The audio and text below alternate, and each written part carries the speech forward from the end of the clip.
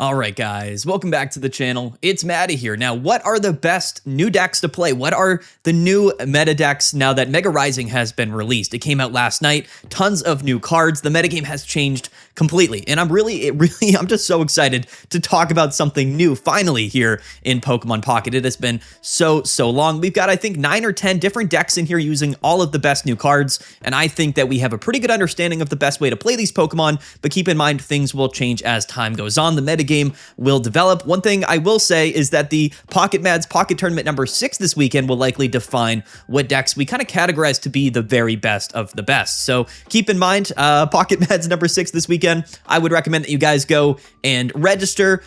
Free to play, basically, it's at noon, November 1st, sponsored by Box.gg, by the way. Going to be an absolutely incredible tournament, $250 in the prize pool. Link to register down in the description below.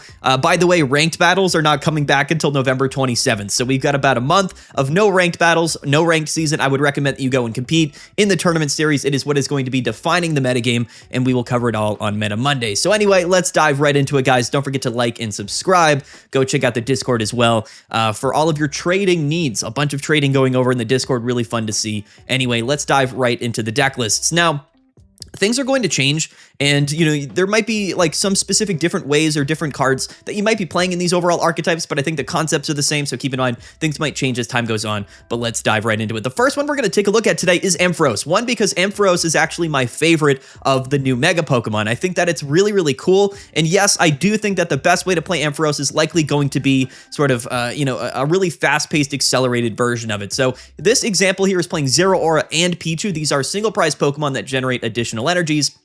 And the entire concept here is to get Ampharos set up with energies. Now, you can really, there's two different facets of Ampharos that we have to really worry about. It being a stage 2 Pokemon means that we have to rely on drawing into rare candy and drawing into Ampharos, and then of course evolving the Pokemon, just like we have to do in any stage 2 deck. And it has a 3 energy attack cost. The cool thing about Lightning is that we have a lot of different Lightning type support cards that can generate additional energy. Zeraora is a really great example of this. We have Elemental Switch in the deck to move those energies from Zeraora to Ampharos. We also have Pichu with Crackly Toss just to accelerate further energies. Now, Raikou EX is the other thing that I'm really curious about when playing Mega Ampharos, and the reason for that is just like when we're playing Blaziken, as most people know, you're probably going to be playing Entei EX, and the big upside to that is that you're drawing cards. Now, the difference between Blaziken and Ampharos is that Blaziken does not need 3 energies, and it also has access to Fire Patch, which does make it a little bit more consistent in that sense. So when we're playing Ampharos, we're a little bit more reliant on those additional energies. I think that this is one way to play it by basically just playing like turbo, lightning cards like Zeraora and Pichu to generate the energies. The other way that you could play Ampharos is to lean a little bit more into Raikou, just like we do with Entei Blaziken.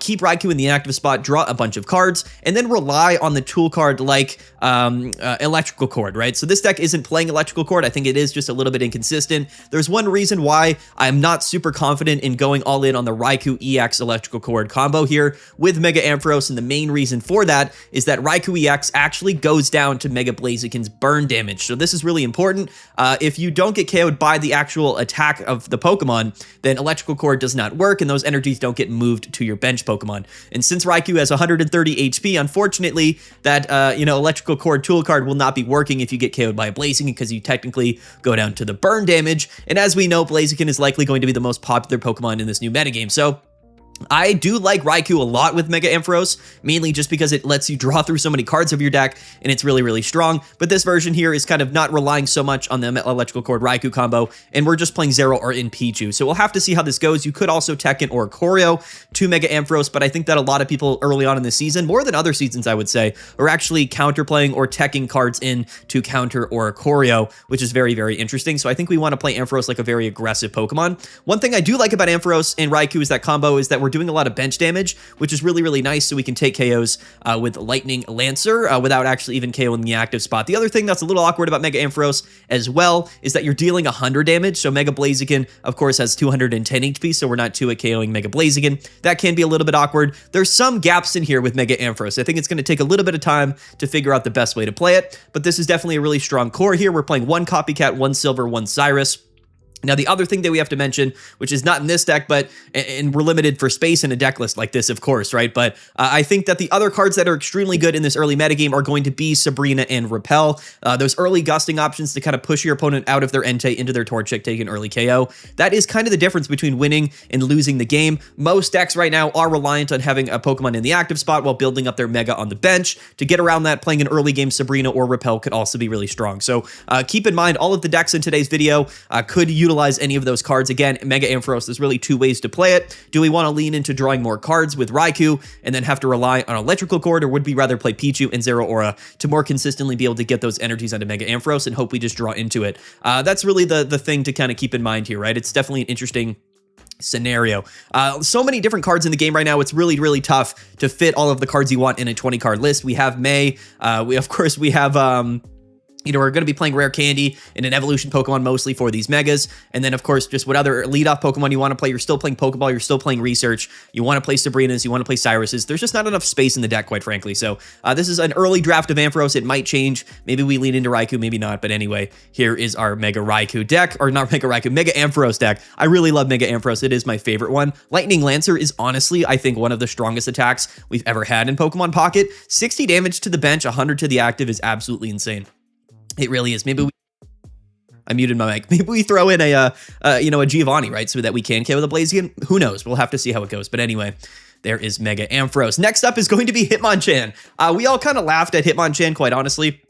But to me, I think that they gave us a Pokemon that actually pairs very nicely with Rampardos, right? So Rampardos being a fossil Pokemon means that, yes, theoretically speaking, we can guarantee that we lead Hitmonchan. It's really not that bad of a Pokemon, especially going second. Getting that 50 damage off is really fast-paced. It's really aggressive. The downside to Hitmonchan is that we're not hitting Pokemon for weakness, and there are a lot of Pokemon that we like to hit for weakness, you know what I mean? Like a lot of those lightning Pokemon, we could one-hit KO Mareep. We could, of course, KO Eevees.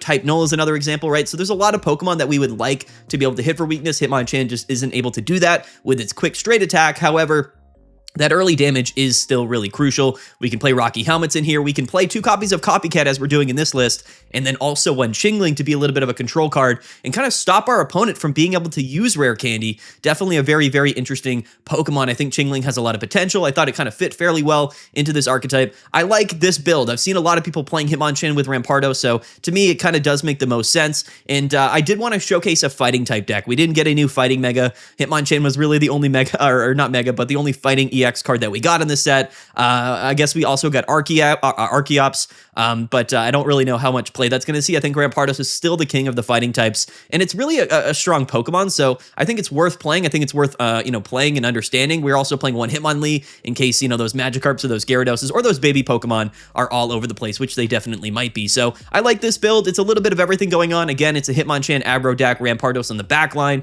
Definitely an interesting deck here. Copycat will allow us, hopefully, to draw into those fossils and into our Pokemon a little bit more consistently. So here's just one example of Hitmonchan. Again, I don't know if it'll really enter the metagame. I don't know if it'll be like a significant player, but I do really like the card. Like, I don't think it's like overpowered, but I do think that it's actually a little bit better than we give it credit for. Going second, it's a lot of pressure. If you just don't, if you don't get the right lead off, or if you don't draw your evolution Pokemon, Hitmonchan will just start taking KOs, and it's kind of a funny Pokemon, honestly. I wanted to showcase a new fighting deck. I think this is probably the best new thing that fighting has. I would not be surprised if this ends up being a little bit underwhelming, but shout out to Hitmonchan, shout out to Rampardos, one of the GOATs of all time in Pokemon Pocket. Here is this deck list. Moving on, we have Absol. We're actually going to be taking a look at 2 different Absol decks in this video, and the reason for that is because I think Absol is very interesting. No, we will not be highlighting the Dusk Noir Absol list that I've seen on Twitter recently. That is a very, very cool deck, although I'm not very confident in it in my sense. It definitely feels a little bit niche to me,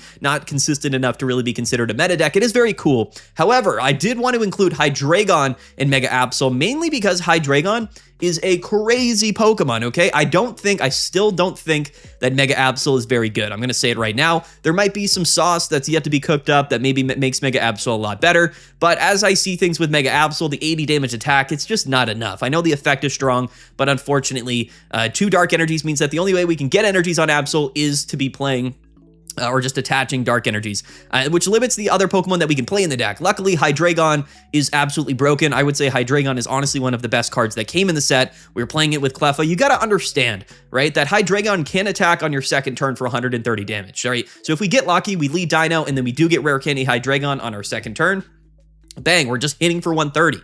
130 damage is a lot. We are playing one copy of red as well to extend that to 150. Hydreigon is just, in general, a very, very strong Pokemon. And then I think that Absol is kind of used here maybe as a leadoff option if we are going second, but if we're going first, then, you know, we probably don't really want Absol in the active spot, and we're going to be using it kind of as a late game, you know, attacking option, right? So that's really what we're doing here.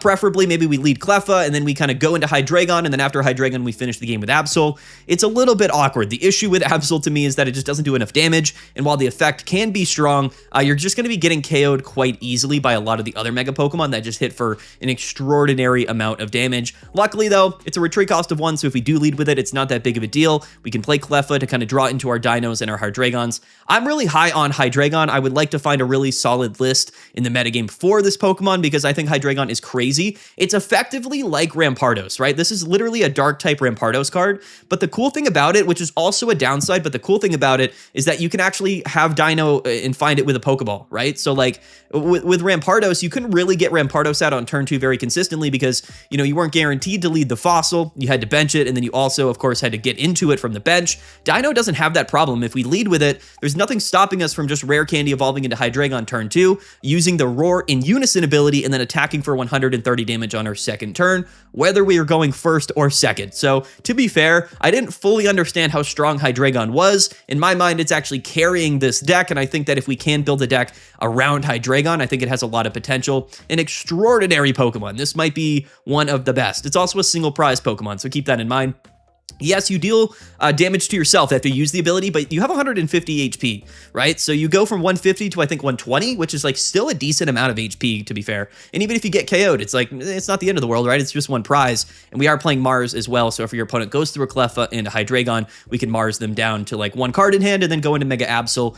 It's just a little bit unfortunate that Dark doesn't have any energy accelerating or accelerating options, right? So again, the only way we can get those 2 Dark energies on Absol will be, of course, just manually attaching those energies, which again, going first feels really bad. So Hydreigon kind of carries this deck in my mind. I'm going to keep my eye on Hydreigon because it is an absolutely incredible Pokemon. But let's talk about the other way to potentially to play Absol, which might not even be that much of a surprise to me, but honestly might end up being the #1 way that we do play Absol, which is going to be with Oricorio, Darkrai, and Pichu. Yeah, so we're going to be playing like a Turbo Control Oricorio, Turbo Darkrai deck with Absol. Now, again, like this deck list, what is Absol really doing in this deck is kind of the question. Well, again, it's really there as an option after Oricorio kind of fails you, right? So Pichu can kind of set up Oricorio and get the energies onto it. Oricorio can put up pressure while also stalling the game. So, you know, you were really slowing the game down here with Oricorio, but it's not that bad because now that Oricorio is now set up and in the active spot, getting the lightning energies from Pichu, again, this is a deck that would play only dark energies in their energy zone, but Pichu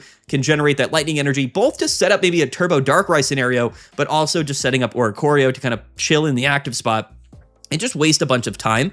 The lightning damage also going to be relevant maybe against Gyarados, but again, this is a much more kind of a control, slow, grindy Absol deck that honestly might end up being the best way to play Absol. I think everybody's kind of thinking, what is the best decks that we can really tech Oricorio into? I think a lot of people are, I do have Oricorio on the top of their mind, which is healthy, and I think that's really strong. One of the things that really was disappointing about the last couple of seasons in the metagame was that Oricorio wasn't really a super prominent figure. It wasn't something that people really had to worry about because everybody was just playing Greninja, and Greninja just hard countered Oricorio. Now, unless Suicune Greninja is still one of the most dominant decks, which it definitely has the potential to be with all of the fire decks running around, I think that Oricorio has a much more, it might have an easier time becoming a real player in the metagame, which overall does make things more healthy. So here's the other way to play Absol. It's just a fuse. We're basically just throwing Absol into a Mega Darkrai Oricorio deck. It's very interesting, right? That Darkrai Nightmare Aura damage can stack on and add a little bit of extra oomph to Mega Absol's attack. Once we get 2 energies on Absol, those extra energies can go on our Darkrai, which will boost our damage up to 100, and then we also are playing 1 copy of red. We're playing double red card as well, because why not? We're control. Definitely an interesting deck. And then double Pokemon Center Lady and Giant Cape, again, for those matchups, for those decks that necessarily don't have like a hard counter to Oricorio. I know that this might not be the way that people wanted to play Absol. There is the Hydreigon version. That's why I'm showcasing both of these different versions of Absol. But I thought that this list, and I saw it recently, very, very smart deck. Not something that I've tested myself, but does make a lot of sense to me. All of the other stuff, one thing I will say is that the expert level solo battle decks actually got a lot of things very correct. I think that the developers of the game really did kind of understand the best way to play the Mega Pokemon, and they sort of built a lot of those solo battle decks somewhat closely to how, we might build, decks around these Mega Pokemon in the metagame. So anyway, here is Mega Absol and Oricorio and Darkrai. An interesting version of this deck, but I think that it might end up being the more proper way to play Absol. We'll have to wait and see. Next up, let's talk about Jolteon, because I think that Jolteon is a very, very interesting Pokemon. I don't know if I'm like super confident in Jolteon, but theoretically speaking, it's an incredibly fast-paced, aggressive Pokemon. With the new boosted evolution Eevee, this Jolteon can come into the active spot the turn you play the Eevee, and if you're going second or on your second turn, you can almost always be hitting for that 80 damage attack. Plus, the electromagnetic wall ability does boost a little bit of damage. The only downside to Jolteon for me is that you have 140 HP, right? So you are getting KO'd by a lot of Pokemon in the metagame, especially Blaziken. That's sort of the big one. We always got to keep in mind moving forward, how are we doing against Blaziken? Because that to me is kind of the biggest story. The electromagnetic wall ability also does not proc if our Blaziken opponent is using a Fire Patch, because that attaches an energy from the discard pile. Now, against things like Gyarados, or even against other lightning type decks, Jolteon has a lot of potential. And I like the one copy of Cyrus here, because your opponent will also likely be attaching energies to their bench Pokemon, because that will be dealing damage to them if Jolteon is in the active spot. We're also playing one Beginning Bolt Jolteon, which can hit for 60 damage on your first turn. This is a really, really relevant. This non-EX Jolteon, the Beginning Bolt Jolteon, which does 40 damage, but it does 20 more the first turn we evolve it, is actually incredibly strong. This Pokemon here might be meta-defining with the boosted evolution Eevee, because literally on our first turn, we can hit for 60 damage with that Jolteon, because we can evolve the same turn that we, have Eevee in play, which is a really, really big deal, right? Because it's a 1 energy attack cost. So really, really cool. Zeraora as well to kind of get around Oricorios, also just be really aggressive. And then a Sylveon to draw through our deck. We are playing one Repel, double E-Switch, a Giant Cape to bring Jolteon EX up to 160. That way we don't get KO'd by, of course, Blaziken.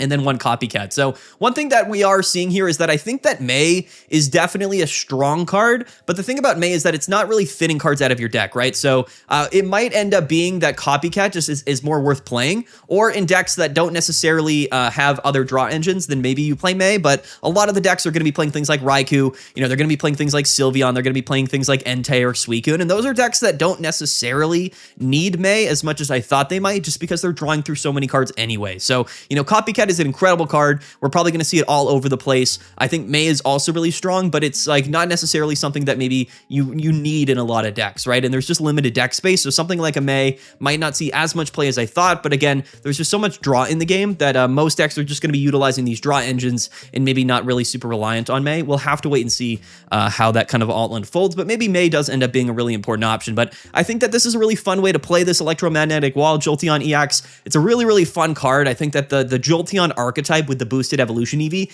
is very, very unique. Now, there is one other evolution card that does utilize this new Eevee really well. We'll talk about it later in this video, but here is just an example of a Jolteon EX deck.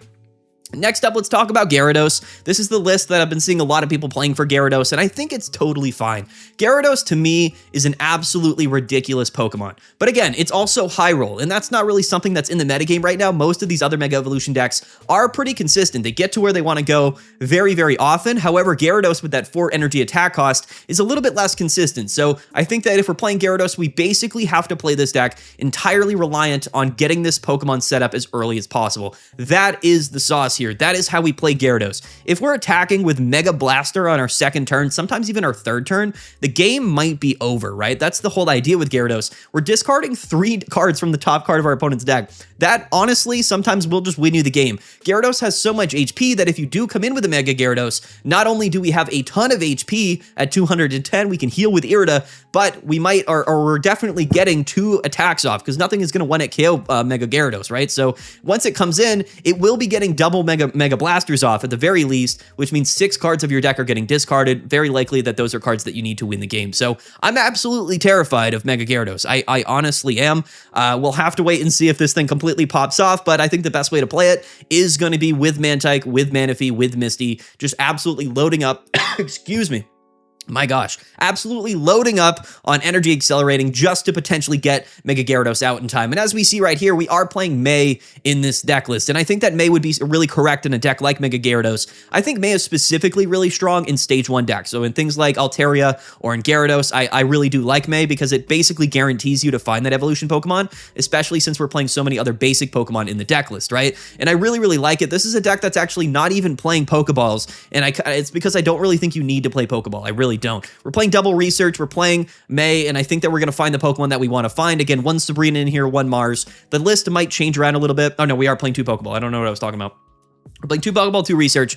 Anyway, this is kind of how I expected to play Gyarados. The Keldeo in here, I do think this is really just a card that we're playing for Oricorio, honestly. And I think that you could play like the other Gyarados EX, but to be fair, I don't think you really ever want to evolve into that Gyarados. I think you would rather just play another basic Pokemon and not waste like your evolution for Magikarp, right? So that's sort of the thing here.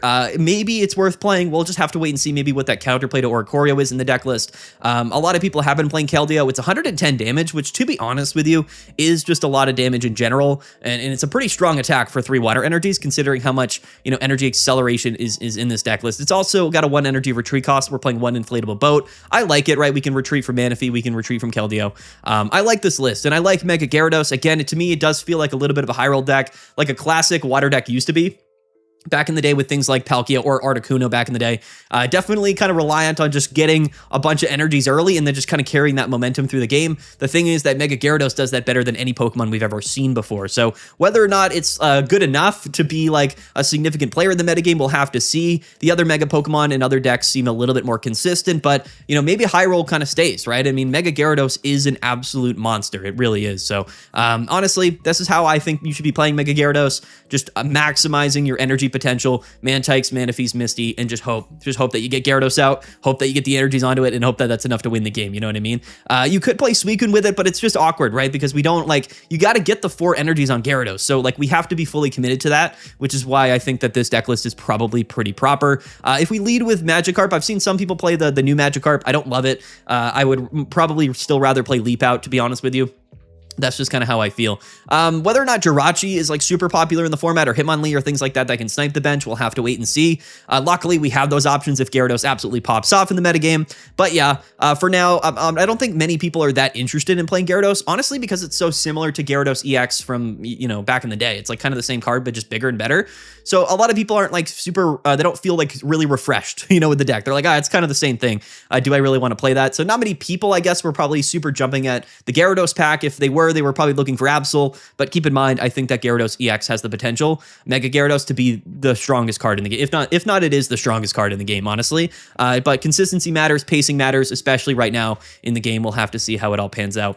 Next up, let's talk about Mega Pinsir. I do really like the package that they built around Mega Pinsir, and I do think that Leafeon is very correct. And this is that other example of the boosted evolution EV getting benefiting a evolution Pokemon that is going to be the Forest Breath ability of Leafeon EX. We can basically evolve into Leafeon EX the same turn that we play Eevee, which means that we can get that ability off on our first turn, which is absolutely incredible, right? So think about that. That's just an additional energy that can either go onto Leafeon or it can go into Mega Pinsir. The one thing I also really like about this deck is that it is a Will deck, but it doesn't feel like it's super reliant on Will, so we're playing 1 copy of it. We have Leaf Capes, we have Erica. I love the tankiness of Mega Pinsir. I like the ability to hit for 150. Very, very relevant. We are 1-hit KOing a ton of Pokemon. Mega Pinsir is a very, very strong Pokemon, probably one of the most underrated Mega Pokemon that we had coming into the metagame. And I think that Leafeon EX just makes a whole lot of sense. It's one of those unique examples where Mega Pinsir is a basic Pokemon, which means that it's actually pretty consistent. Theoretically, though, we can lead with it, and that's the downside to Pinsir. So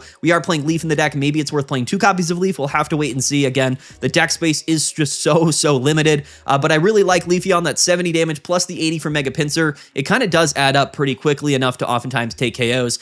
We are playing the Temporal Leaf Celebi, which is also something I really love. So a deck list like this can utilize Temporal Leaf Celebi to 1-hit KO a bunch of random Pokemon, right? So that's why we're playing 2 copies of Red, I think, pretty primarily. essentially, Temporal Leaves does 40 damage, but it attacks the Mega Pokemon or the EX Pokemon, whatever it is, and then it devolves it after the fact, after you do damage. So if we're attacking into something like a Mega Blaziken, if we use red, we deal 60 damage, and then it devolves, which means we're 1-hit KOing that Torchic, effectively just wiping out that, stage 2 Mega Pokemon. It's the same thing with Ampharos. However, Mareep has 70 HP, which I think is kind of clutch, particularly. But I think Temporal Leaves is a really, really strong effect in the metagame right now. It also will just KO Gyarados, so definitely really strong. I think that Mega Pinsir and Leafeon is very well positioned. I really like this deck list. It's got a lot going for it. A lot of tankiness, a lot of healing, a lot of really great pace with this new Leafeon. I actually didn't realize it, but at the time when I saw the boosted evolution Eevee, I was like, oh, this is going to be really cool with Jolteon. But then I was like, wait a minute, it's absolutely broken with Leafeon's EX's ability, because we get potentially a turn earlier those extra energies out, which is a really, really big deal, especially going second. We can just attack almost always on our second turn, which is just absolutely incredible. And then Leafeon, again, with Leaf Cape with Erika's, is a pretty tanky Pokemon in its own right. It's actually living an attack from Blaziken, which is pretty funny with Leaf Cape. So I really like the deck. Massively slept on. I don't know if many people are jumping the gun here to play a grass-type deck with Blaziken so dominant in the metagame already, but I will say that Mega Pinsir is very, very strong. This is a very real deck list, something I definitely would recommend, and I think it has a ton of potential. The other ways that we built Pinsir in the pre-release was that basically Mega Pinsir was it was something that I thought maybe we could play with like baby Pokemon, right? Because of the one colorless, I was like, maybe we just play like Turbo Pinsir. But the issue with that, I think, is that we don't have something on the front end of our deck to, put pressure on, which is a really big facet of this new metagame. I was talking about it a little bit on stream yesterday. I'll talk about it a lot in future videos, but I think a lot of these Mega Evolution decks are very reliant on having a strong front end and then, of course, the back end. And in most of these Mega Evolution decks, the Mega Pokemon are the back end of the deck. That's what you're finishing the games with, but it doesn't really matter how strong your back end of your deck is if your front end of the deck is very weak and can't put on pressure. So things like Entei with Blaziken, things like Raikou or Zeraora with Ampharos, things like maybe Hydreigon with Absol, now Leafeon with Pinsir. These are front ends to your deck that can put on damage pressure and effectively force your opponent to go into their Mega Pokemon first, which means we get the first attack off onto their Mega Pokemon, likely winning the game. So that's really the big thing right now that I really, really like about the metagame, is that the decks and the games really feel split into like two different parts of the game, and it's a really, really fun interaction, really unique. It's definitely sort of a really fun system here, and I think that Mega Pokemon have changed the game a lot. Shout out to Mega Pinsir, a really, really fun card, a really fun deck, something that I definitely would recommend. And honestly, right now, like I said, the solo battles kind of did it correctly. I think Leafeon's definitely really strong. Shout out to Temporal Leaves, Celebi. Next up is going to be Altaria, right? So, it comes down to like, how are we playing Altaria? That's really the big question. There's a lot, and I mean like a lot of Pokemon we can pair with Altaria, because there's no restrictions here. Yes, we have to play Psychic Energies in the deck list, but, then again, it doesn't really matter because there's a lot of colorless Pokemon. There's a lot of psychic Pokemon. You can play Aegislash, you can play the new Indeedee. Here we're playing Sylveon, which, to be fair, I still think is probably the correct way to play Altaria. This is yet another Pokemon that has been buffed by the new Eevee. And by that, I mean that literally boosted evolution means that you could evolve Sylveon on your first turn that you've played Eevee, and then just draw those two cards immediately. Absolutely insane. This is a deck list that could utilize May very well, but then again, you think to yourself, well, I mean, to be fair, I'm playing double Sylveon. Do I really need May? We're drawing so many extra cards anyway. We are playing 2 Research, 2 Pokeball. That's why I think May is really interesting. I think most people are just playing these draw support cards. So it's like, do we need to put May in the deck? You know what I mean? It's a little bit awkward. So I think that one Indeedee could be cool here. This version of the deck is playing one of the Eevee lineup with Sylveon, which I think is correct from a draw perspective and a consistency perspective. But what's really cool here is that with Swablu and Eevee, we could also utilize Lycia. So this list isn't playing Lycia, but again, in the same vein, do we really need it, right? That's sort of the question with Altaria. We are playing 5 basics in here, so in general, I think that the Sylveon package with Altaria is just correct. I think that Altaria is 190 HP, and the fact that it's 2-hit KOing basically anything is enough of a reason to just play this card anyway. You take a look at the attack, you take a look at the damage and the HP, and you think, well, it's a little bit less, right, than like Blaziken or Ampharos, but it really adds up to be basically the same, because you're living 1 attack and then you're KOing in 2 attacks. So it really all ends up being the same thing. Mega Altaria, in my mind, with the 2 Psychic Energy attack costs going second, is incredibly strong. And theoretically speaking, I think Altaria actually has the potential to just be the best option in the game. A really, really fun reason to play Sylveon in your deck. Absolutely draw a ton of cards. We are playing Pokemon Center Lady. We're playing Giant Cape. We have room for Mars, even Guzma, X-Speed, Red. Just a really, really fun deck list here. And as we know, Sylveon decks are able to draw through their entire deck so quickly. It really does make the deck a little bit more consistent. So we'll have to see how Mega Altaria evolves here. The healing with Indeedee, I just don't think really matters. I don't think we're living 2 hits with Indeedee regardless. So to me, it's like, I don't know if I really want to play Indeedee. And I think that if you're playing the Sylveon package, not only do we get the draw support, but we can play the non-EX Sylveon, which allows us to have an option to KO Oricorio, right? So that's that. A really, really fun deck list here. Maybe we play a little bit more retreat options. That way we don't ever actually have to attach to Sylveon if it is in the active spot. That's definitely a downside here, but maybe one-ofs in the deck, which as we see here are very prominent, maybe are just good enough, right? Because we're just drawing so many cards. Just a really, really fun deck. I think Mega Altaria is absolutely broken. I knew it would be broken, but I think that the way that the breakpoints work and the math works, that truthfully, I think Mega Altaria functions the same as the other Megas, especially the stage 2 Mega Pokemon. So shout out to Mega Altaria. Maybe the deck evolves, but I still think that the Sylveon package makes the most sense. And in general, just an incredibly consistent, a very, very fast-paced Pokemon doing a lot of damage, right? So if you're going up against like some of the old legacy decks, doing 130 damage isn't necessarily enough to KO a lot of things like Giratina or Darkrai or Suicune or whatever, but it is enough theoretically to 2-hit KO Mega Pokemon, which is definitely something I really like about Mega Altaria. So shout out to Mega Altaria. Definitely one of the more fun decks in the entire game right now. One of the things that I'm really high on, I think most people were sleeping on the Altaria pack. It does have Mega Altaria, it does have Ampharos. Those are 2 very, very strong Pokemon that I think will have a lot of potential in the metagame. Lastly, let's talk about Blaziken. Let's talk about him. This is definitely the front runner here. In my mind, is probably just the most clear example of like the strongest deck right now. Definitely the most popular new deck. I think that finally we have a great partner for Entei. I've said this since the very beginning. I think that Entei and Flame Patch with Mega Blaziken is a broken combination here. We are playing 1 Lily, 1 Mars, 1 Sabrina, 1 Cyrus, 1 Rocky Helmet. So we're playing some what-ofs in the deck, and that's typically what we see with these sort of legendary pulse, Entei, Suicune, Raikou decks, is that you can play one-ofs just because you're moving through your deck so quickly. And again, no May or anything like that. It's just because you don't really need it. That's just the thing. Is like, do we really need those cards when we're playing Entei, double Pokeball, double Research? It's technically just enough draw. Now, the 1 Lily is interesting. I don't know if it really ever matters to play Lily in Blaziken, and I don't know if the HP thresholds will matter, but they might. So keep that in mind. I do think that the 1 Rocky Helmet here with the burn damage from Mega Blaziken is probably going to be enough to counter Oricorio. However, if you get Guzma, then it's going to be a tough game. But again, the combo of Rocky Helmet, the burn damage in Lily, theoretically should give you enough power here to get over Oricorio. But this is a deck that is playing one of the non-EX Blaziken that can just 1-hit KO Oricorio in its own right.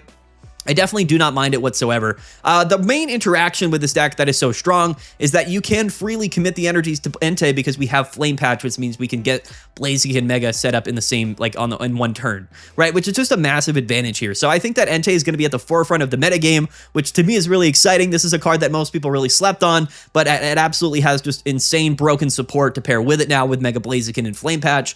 Entei might be featured in the most played, most dominant deck in the metagame right now. I left this deck to the end because I do think that most people do realize that Mega Blaziken is really strong. This is the way that I would play it. Pretty simple. Again, 1 Sabrina, 1 Cyrus. If you can slot 1 Sabrina, 1 Cyrus in your deck, I would heavily recommend it. Mars as well. Those are kind of the 3 one of staples, right? If you can throw in Sabrina, Cyrus, and Mars into your deck, you're probably going to have a pretty good time, especially with any sort of draw support like Raikou, Entei, Suicune, Sylveon, because you're going to have those cards more consistently, and they really are just very important cards to win games. So shout out to Mega Blaziken, absolutely broken Pokemon. It really is just so consistent. The other thing about Mega Blaziken that you got to keep in mind here is that it has a 2 energy attack cost. So if you're going second, there's nothing really stopping you from just attacking on your second turn with Mega Blaziken, right? If Torchic's in the active, maybe we get lucky, we have Blaziken, maybe we have Rare Candy in hand. There's just nothing saying that we can't just pop off with Blaziken on our second turn going second, which is definitely something that not a lot of decks can necessarily contend with. So that's why I think Mega Blaziken has a little bit of an advantage maybe over Ampharos, but I do like the Lightning package. I like Raikou, I like the bench damage, and I really like the ability to play Oricorio. So these stage 2 Pokemon here, Blaziken, Entei, Ampharos, and Raikou, these are things that to me are very obvious but very, very strong. Pinsir, Leafeon, another match made in heaven for sure. Sylveon, Altaria, these are combos that we're going to see for basically some time now. They just really are very apparent but very strong combination. So there you go, guys. Those are my top new meta decks right now. There's so many other cards. There's so many other decks for us to mention. Things are going to be changing very drastically. Again, there's tournaments in the upcoming days that are probably a little bit smaller tournaments, but we'll have some valuable decks and valuable info. And like I said, guys, the Pocket Mads Pocket Tournament number 6 is going to be this weekend. Shout out to Imperiums, by the way, who had a tournament going today. Shout out to Pocket Mads. Pocket Tournament number 6. Shout out to Box.gg for sponsoring. It's going to be an absolutely phenomenal time. Really the biggest new tournament of this new season. Going to be so much fun. Big shout out to everybody that's participating. Link down in the description below. Don't forget to like and subscribe, guys. Comment down below, what decks are you playing? How would you change these lists? What do you think about this new metagame? What do you think about the new cards? Things are changing a lot. The game is completely different. All of the updates are incredible. The Mega Pokemon are incredible. It's so fun to have something so new. The game is literally completely different, and I think that's really, really fun. Again, no ranked battles until November 27th, so make sure you're competing in the tournaments. The Emblem event is coming up. We're going to cover it all here on the channel. We're probably going live yet again tonight for another max pack opening, as well as maybe some trades and some deck building. It's going to be a great time. Come tune into the live stream tonight. We had about 5,000 people in total tune in last night while we were live for a couple hours. It was an absolutely incredible time. Big shout out to all of the new channel members, and shout out to all of the people in the Discord. Let's end the video here. Peace out, guys. Have a good one. Stay tuned for more videos coming in the upcoming days. We'll keep you guys updated for sure, but here you go. Mega Pokemon B1, we're here. We made it. We're in it. I'm super excited. I really am. I'm so excited. All right, guys. Have a good one. We'll see you guys later. And yeah. Bye.